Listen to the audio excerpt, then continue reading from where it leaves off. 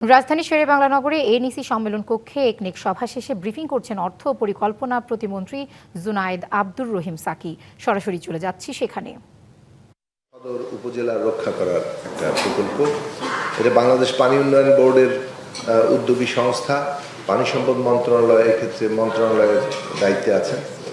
প্রকল্পটির প্রাক্কলিত ব্যয় হচ্ছে 298,65,00,000 টাকা, যে সম্পূর্ণ সরকারের অর্থায়নে হবে জিওবি ফান্ডে। আর এই প্রকল্পটি একটি নতুন প্রকল্প। এটার সময়সীমা ঠিক করা হয়েছে 2026 জুলাই থেকে 2030 সালের জুন পর্যন্ত।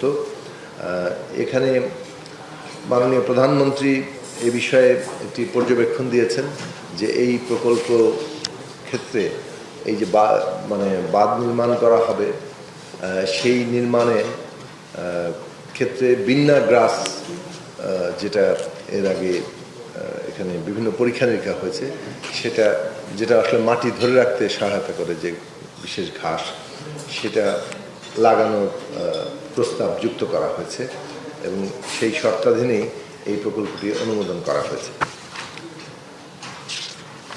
পরে যে প্রকল্পটি অনুমোদন করা হয়েছে সেটা হচ্ছে বাঁশবাড়িয়া ফেরিঘাট, চট্টগ্রাম জেলার সীতাকুণ্ড উপজেলার বাঁশবাড়িয়া ফেরিঘাট এবং বাঁশবাড়িয়া ফেরিঘাট হতে কুমিরা ঘাট পর্যন্ত উপকূলীয় বাঁধ শক্তিশালীকরণ প্রকল্প। এটা একটা নতুন প্রকল্প প্রস্তাব। এটা 5.5 কিলোমিটার, অর্থাৎ ওই বাঁশবাড়িয়া ফেরিঘাট থেকে কুমিরা পর্যন্ত। নগদ নিয়ে এলো হার না মানা হার অফার। সর্বনিম্ন 10,000 টাকা রেমিটেন্স নগদে পাঠালে থাকছে স্বর্ণের হার জেতার সুযোগ।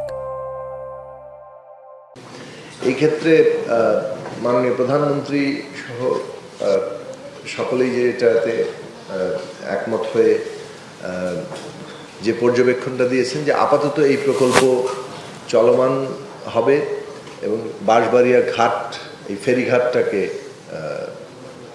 যথার্থভাবে তৈরি করা, তার জন্য যা প্রয়োজনীয় অবকাঠামো তৈরি করা। আর বাঁশবাড়িয়া ফেরিঘাট থেকে কুমিরা পর্যন্ত যে উপকূলীয় বাঁধ শক্তিশালীকরণ, সেই ক্ষেত্রে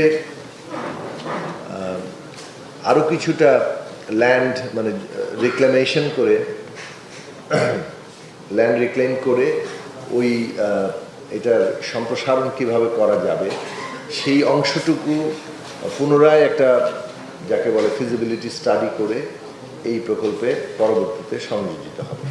অর্থাৎ এই প্রকল্পটি অনুমোদন করা হয়েছে, কিন্তু তার একটা অংশ বিশেষ এখন কাজ চলবে, আর বাকি যে অংশ অর্থাৎ উপকূলীয় বাঁধ শক্তিশালীকরণ, সেটার ক্ষেত্রে ল্যান্ড রিক্লেম করার ফিজিবিলিটি স্টাডি সহ এই প্রকল্প যুক্ত হবে। এমনকি সেক্ষেত্রে এই 5.5 কিলোমিটার আরও বর্ধিত হতে পারে, কেননা কুমিরা অংশে এসে এটা চট্টগ্রাম ঢাকা সড়কের বেশ কাছাকাছি চলে আসছে। ফলে এইটা এনইসি সম্মেলন কক্ষে একনেক সভা শেষে ব্রিফ করছিলেন পরিকল্পনা প্রতিমন্ত্রী জুনায়েদ আব্দুর রহমান সাকি।